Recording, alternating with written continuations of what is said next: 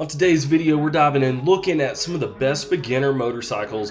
If you're looking for a motorcycle that fits in the category of a small to mid-sized cruiser, and this is going to be potentially your first bike purchase, these are the 6 top motorcycles that, in my opinion, you should be looking at. All right, guys, let's dive into this right now. The very first bike, and probably the overall best beginner motorcycle you can get, and it has been for many years, is the Honda Shadow Phantom. And pretty much any motorcycle in the Honda Shadow lineup, they have a couple other ones, but in my opinion, this one looks the best. Has that blacked out theme to it, really has that bobber style look to it that a lot of people love, and this motorcycle just gets it done. It doesn't have the highest performance, but the 750cc engine gets it done, and it's going to be a nice subtle power band that's going to allow any beginner rider to enjoy the ride with ease and learn how to ride effectively without being overpowered by that motor.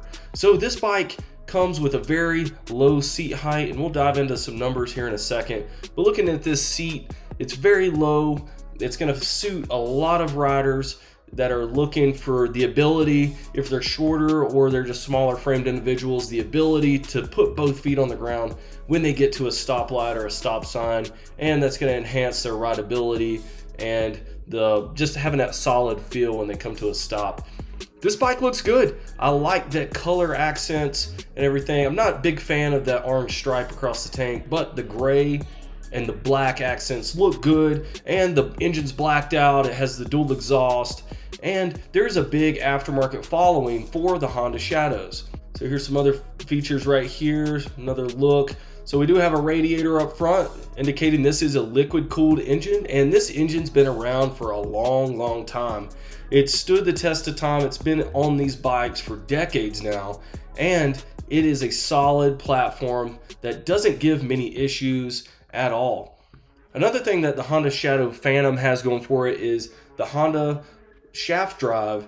Instead of a chain or a belt, this thing is virtually maintenance free, and you're not going to have to service it, and it's going to give you miles and miles and miles of maintenance free issues. So that's one thing Honda has on their ATVs and a lot of other items out there, and it's just great.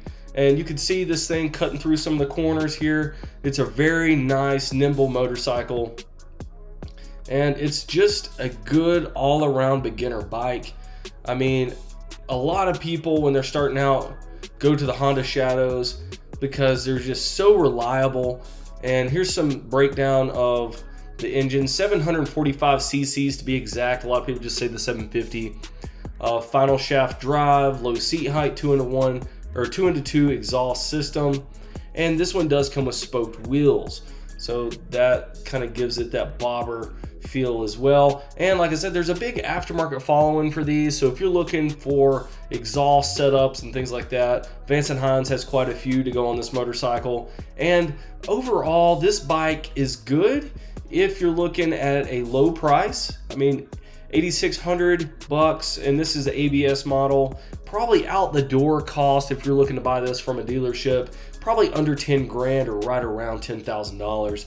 And you know, it has all the features you need. And for 2024, this model has anti-lock brakes and it has disc brakes. So it used to have a rear drum brake, and that's kind of what turned some people off from this model. But now it's fully upgraded, and it's with the 2023 other models that other brands have. And overall, this thing looks good. I really like the way this bike is. For a bike that is in like that Sportster lineup from Harley-Davidson, this is a good alternative. This is probably my favorite pick for a brand new rider, just because it offers all of the features that a brand new rider needs, such as low seat height, has mid controls, and nothing too fancy that's going to overwhelm a brand new rider. All right, number 2 in the lineup is the Honda Rebel. So another offering from Honda. Honda is great at making beginner motorcycles. These bikes are just great. They offer a lot of different features and modern upgrades, a very nice instrument display that we'll look at here in a second. And you can see right here the 2 exhaust manifolds coming down into the pipe there. So this bike is a little bit shorter, it's more nimble, it's lighter weight, and it doesn't put out the displacement as some of the other bikes in this lineup that we're going to talk about, but you can get this in various different models.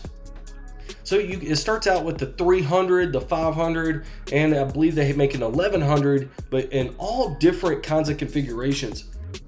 You can get this thing in CVT transmissions, which are virtually an automatic transmission. So if you're a brand new rider that has never shifted gears before and doesn't care to learn how, an automatic transmission might be the route for you. And I've never rode one of these, but I've watched some videos on people riding them, and the automatic transmission seems to be pretty good. It has some pretty good shift points and it works. And you know, they make the manual transmission as well. So if you're looking at an all-around option with a bunch of different features here, this Rebel lineup might be for you. And in my opinion, this bike isn't the prettiest. It kind of looks ugly, to be honest with you, but it's a liquid cooled motor, and this thing is pretty punchy, especially if you got the 1100 model. And I'm not going to pull all of them up. I'm just got the mid-range 500 right here. So you can see $69.99 for the base model ABS version, which isn't too bad. It's going to offer a lot of different things for the beginner rider, such as low seat height. And this thing has pretty plush suspension, so it's not going to beat you up like some of the other bikes will. And overall, this bike is really good for beginners. You can see how short it is, and just that's going to add to that nimbleness and just overall being able to control the motorcycle if you're a brand new rider and you really want to feel in control of it. This one does have a chain drive versus a shaft drive or a belt drive, but nonetheless, they're not too costly when it comes to maintenance, and they're pretty easy to work on. One cool thing right there, you see the LED headlight up front. That is one feature that you don't get on a lot of motorcycles, which that is cool. Straight stock right there. You're not going to have to upgrade that. And you can get a passenger setup for this bike, and I didn't mention it with the Shadow, but you can with that bike as well. So passenger setups don't cost too much, and just about every bike, I think every bike in this lineup we're going to talk about across the 6 different motorcycles, you can get passenger setups for them. All right, so that is the Honda Rebel. Honestly, this is probably the most versatile lineup of all the motorcycles we're going to talk about, because they have so many different ranges of motors, transmission setups. So it makes it really easy for the beginner to go out there, try them at their local dealership, and see what works for them. All right, guys, that is the Honda Rebel. What we're looking at is the Yamaha Bolt R-Spec, another great entry-level bike. And I almost bought this bike before I bought the Indian Scout. This bike is great for beginners, has a air-cooled engine that has a great sound to it, 950 cc's. And this bike looks very similar to the Iron 883, very similar in length, height, the attitude that it has, the styling it has, but it runs a little bit smoother. It doesn't have that very vibration prone engine that the Harleys have, but this bike has solid metal fenders. It has a lot of high quality features to it, and it has some aftermarket following to it. After its kind of decline in sales over the past 5 years, the aftermarket support kind of fell off a little bit, but you can still find some Vance & Hines pipes and other manufacturers out there that have pipes for this bike, and there's a lot of other parts and stuff you can find for these. But just know that the support has fell off over the years. So if you're looking at purchasing one of these, you're probably going to get out of the dealership, if you're buying one brand new, for probably around $10,000 or $11,000 with destination, title, tax, licensing, all that kind of stuff. But very good price. It's a nice motorcycle for what you get. It's a really nice motorcycle for what you get. I don't think a lot of people would complain too much about owning this bike. It does have mid controls, you can see right there. That is good for a beginner, but if you're looking to put forward controls and things like that on this, I was looking at all that before looking at purchasing one of these. You're probably looking at $400 to $500 total to put forward controls and things on this bike. But nonetheless, this is a really good motorcycle, high quality, has a nice frame to it, good seated position. You can put a passenger seat on this. It's nimble enough to go riding through town, having fun on this thing, punching it. It has a really nice responsive engine. I've rode a couple of these that my buddies had, and I rode one at the dealership, and it's just a really nice motorcycle. but in the end I ended up going with an Indian Scout Rogue. So bunch of different options out there. This thing has a really smooth clutch on it. That's one of the things I loved about the Bolt. But you know, there's a ton of things out there, and there's a ton of bikes that appeal to a bunch of different people. But this is a great option right here for a beginner, low seat height. So it makes it a really good beginner bike. And that is the Kawasaki Vulcan S. The Vulcan S has kind of changed shape and design over the past few years, but the 649 parallel twin engine on this bike doesn't put out a lot of horsepower, but this thing is really peppy, and it feels like it's really fast. So it's kind of like when you get in like a Mini Cooper or something like that. It probably isn't going fast, but that thing feels like you're having a lot of fun and it's going fast. But the styling on this thing is pretty nice. It has a lot of new modern features on it that make this thing really appeal to a new rider. And it has pretty smooth suspension on it. It does have a chain drive, and the engine is, I don't know, it's kind of what it sells on this bike. In my opinion, it's responsive, and it's really peppy. It has a different design completely than any of the other cruisers. This is kind of like a hybrid cruiser over into like a sporty touring bike type feel. But it has like mid to forward type controls. But overall, this bike is really good for beginner. Has a 27-inch seat height, which is about 2 inches taller than some of the other bikes that we're looking at in this lineup. So if you're looking for a pretty quick bike and something that's pretty capable, it's going to be a little bit more comfortable. Has a like a mid shock right here. This bike might be for you. So overall, this is a pretty cool bike. Low price point, again, probably out the door at a dealership for under $10,000. And you're gonna have yourself a brand new, very reliable, liquid cooled engine. So this is the Vulcan S. We're not gonna dive into all the components that this thing has, just because it's not my favorite in the lineup, but nonetheless, it is a very popular and refined machine. It has a lot of modern features like that instrument cluster right there. And it's just a solid motorcycle if you're looking for this style of motorcycle. Like I said, it's not my favorite as far as styling goes, but it's comfortable. It's got really good suspension, and it's got the reliability to back it up. So this is the Vulcan S. So if you're looking for something like this, there you go. There it is. The next bike in the lineup here is the Harley-Davidson Nightster. So the Nightster is kind of like the new kid on the block. When they dismantled the old Iron 883s and the Sportster lineup and then converted it into the Sportster S, which is like the crossover into like a sport bike, they also made the Nightster. So the Nightster still kind of retains that Sportster theme, but they do have the Revolution Max motor in this thing, which is pretty peppy. I mean, this thing puts out about 70 some horsepower. I don't know off the top of my head, we might see it in a second, but it is pretty peppy. So I know when I rode this thing, it seems like it puts the power out pretty well, but I'm not a huge fan of the styling on this thing. It's like they took the old Sportster and tried to cram some like new features on it, and I don't know if I like it the best. But this is a modern engine. It has a belt drive on it. It has some pretty good suspension on it. It did feel pretty nice. It has hydraulic disc brakes front and rear, and you know, it's a Harley. So a lot of people like that culture. They like the Harley brand. So if you're like a brand freak, this might be for you. This bike is going to cost more than most of the other bikes in the lineup. You see $13,500. So you're probably looking at getting out of the dealership for probably $15,000 to $16,000 once they tack on all the fees. Once again, low seat height for a new rider. That's going to be very important to give you the comfort and the ability and the confidence to stop and stuff at stoplights and just make you feel really solid on the motorcycle. Like I said, it has really good suspension on it. You're not going to have to replace that suspension like you may want to on the Indian Scout when we're going to talk about that.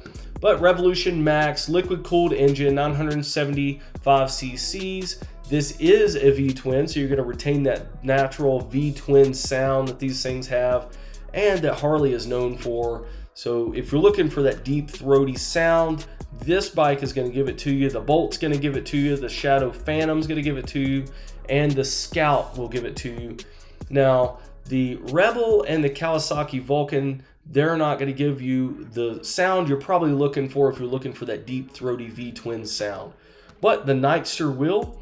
It's got a nice, reliable, liquid-cooled Revolution Max engine on it. Fuel capacity 3.1. I know we're not mentioning everything for every single one of these, but let's see, the seat height, 27.5 inches, pretty low to the ground. And if you're a shorter rider, this is going to fit you just perfect. You know, that engine looks very modern, looks really cool. This thing cuts through the corners really nice. The lean angle is pretty sufficient. You're not gonna have to worry about rubbing too much on these. And you know, it just cuts through the twisties really nice. And Harley has been making some upgrades to their aftermarket lineup with these bikes. So you're gonna be able to get some aftermarket support just like their other bikes have. Moving forward, these are relatively new motorcycles, so the following has been increasing a little bit. But once again, this is going to be about the same size as their old Sportster lineup. So this is offering from Harley-Davidson. This is going to be their cheapest entry-level motorcycle you can get, and that is the Nightster. All right, moving on into the Indian Scout. The Indian Scout is the motorcycle that I bought, and I checked all of these different bikes out when I was looking at purchasing a bike, and ultimately I walked away with an Indian Scout Rogue. So the Rogue is like their cafe, it's kind of like their club style motorcycle. It has the quarter fairing, it has the 10-inch mini apes, it has forward controls. It's a very nice motorcycle. And what makes the Rogue and pretty much the whole Scout lineup good for a beginner is they make so many different models. So the Scout 60 referencing the 60 cubic inch engine that you can get in these, and they have a 69 cubic inch engine in these that you can opt for. The big engine puts out 100 horsepower, the 60 puts out 78 horsepower, and you know, they're pretty similar, honestly, when you're riding them. The 60 is able to rev out a little bit higher. So honestly, at the higher RPMs, they're about to achieve the same amount of power. But you know, both the large motor and the smaller motor are really good options. This whole motorcycle is very refined. I mean, it just has a lot going for it. This bike has a lot of different color options. You can see right there the forward controls way out there, the 10-inch mini apes. Very nice, solid motorcycle. Very well versed for any rider that's looking to get into motorcycles. And super low seat height, 25-inch seat height. So if you're like 5'3", you're still going to be able to flat foot this bike at a stop sign. So it makes a very good beginner bike. And honestly, the Scouts, I didn't even know this until I bought one. They have like the most following in the aftermarket world when it comes to pipes, comes to any type of performance stuff and mods. They actually have a ton of followings that make this Scout lineup a really good option for a beginner to kind of take pride in their motorcycle and build it the way they want to. Has a liquid cooled engine. I didn't know if I mentioned that with the dual exhaust coming out. A very nice motorcycle. So there we have it. That is our lineup of the 6 best beginner motorcycles in my opinion. And like I said, I think the winner here for me, if I were to go out and if you know I didn't want to spend a lot and I wanted to get the best beginner motorcycle, it'd definitely be the Honda Shadow Phantom. In my opinion, it's just a classic, and I know for a fact that this is a really good motorcycle for a beginner. So hopefully this video helped you out if you're looking at different beginner bikes. And guys, like and subscribe if you like this kind of content, and thanks for watching.